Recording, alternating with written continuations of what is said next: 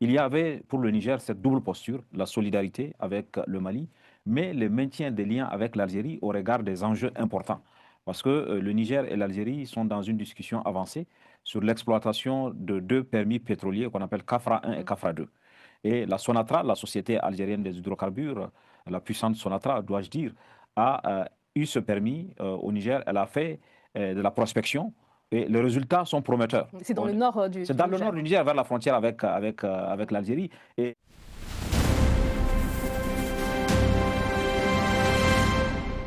L'année 2025 fut marquée par de vives tensions entre l'Algérie, le Niger et le Burkina. Mais cette année 2026 semble être totalement différente, notamment marquée par le rapprochement de ces trois pays. Alors pourquoi ce rapprochement maintenant? Rapprochement, je dirais que c'est un retour à la normale dans les relations historiques entre l'Algérie et le Niger, et bah, qui sont multidimensionnelles. En réalité, effectivement, il y a l'aspect économique qui a été mis en avant, mais il y a également l'idée de contribuer au développement, notamment des zones frontalières entre l'Algérie et le Niger. Il y a la question sécuritaire également qui est fondamentale aussi dans cette zone, parce que l'instabilité du Sahel bah, impacte directement la sécurité du sud de l'Algérie. Donc il y a une importance de développer la coopération et un retour à la coopération en tout cas dans ce domaine, sans oublier les aspects humanitaires, la problématique des migrants, etc. Donc toutes ces questions sont traitées en réalité de manière bilatérale avec le Niger. Et donc lorsque les relations étaient tendues, donc ça a impacté nécessairement l'ensemble de ces questions. Et donc on peut espérer aujourd'hui avec le retour des relations diplomatiques à leur niveau historique que toutes ces problématiques soient débattues d'une manière franche, objective, dans l'intérêt des deux États. Mmh. oui, l'Algérie et le Niger étaient dans une dynamique lorsqu'il y a eu l'incident autour du drone malien qui a été abattu par l'aviation algérienne. Et après cet incident, le Niger avait, par solidarité avec le Mali, décidé de rappel de son ambassadeur. Et les relations ont connu un certain refroidissement. Mais en réalité, il n'y a jamais eu de rupture totale, puisque, comme vous savez, après le rappel de l'ambassadeur, le Niger n'a pas fermé son espace aérien avec l'Algérie, alors que le Mali, après l'incident, a fermé son espace aérien. Donc, il y avait pour le Niger cette double posture, la solidarité avec le Mali, mais le maintien des liens avec l'Algérie au regard des enjeux importants. Parce que le Niger et l'Algérie sont dans une discussion avancée sur l'exploitation de deux permis pétroliers qu'on appelle CAFRA 1 et Mmh. CAFRA 2.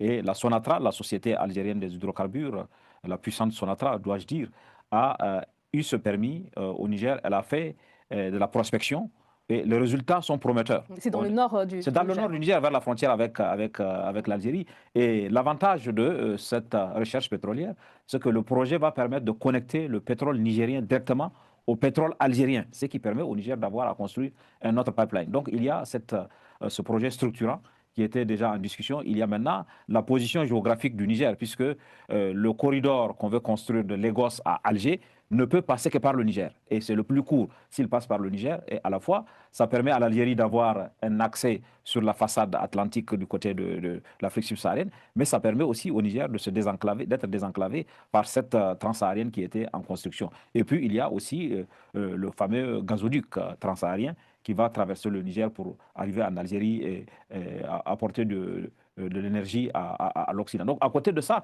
il y avait déjà des coopérations. D'autres coopérations, beaucoup d'étudiants nigériens qui vont étudier en Algérie, beaucoup de médecins qui vont se former en Algérie.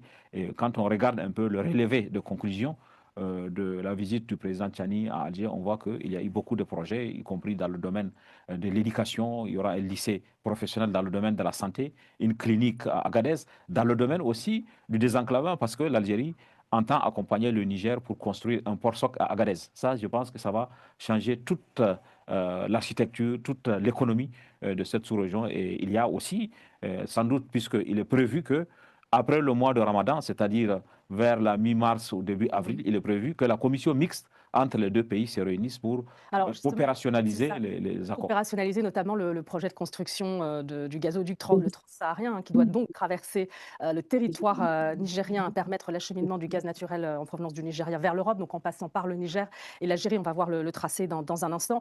Donc ces travaux, ils doivent commencer, après le ramadan et vous l'avez dit, ce sera un tout bénef pour, la Sonatrach, hein, qui doit piloter ce projet et vous l'avez dit également, le Niger souhaite, diversifier ses partenariats en matière de coopération, pétrolière.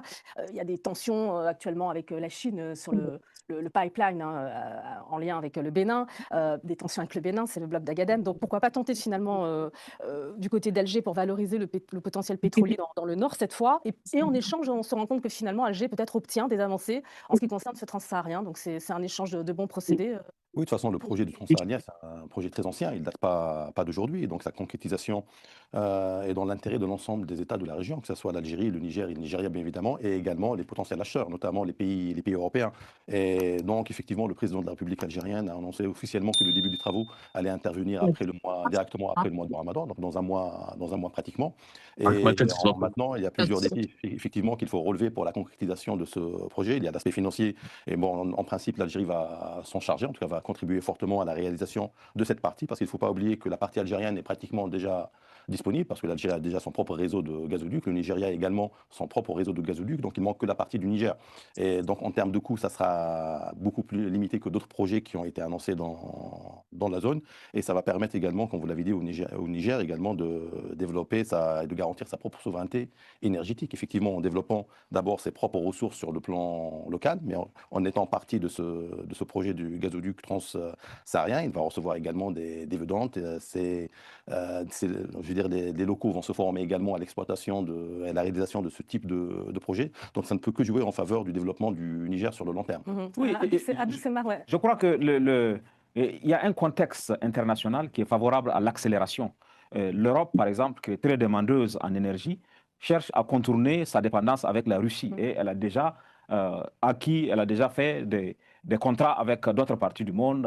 Son importation du gaz algérien a augmenté des pays comme l'Italie, etc.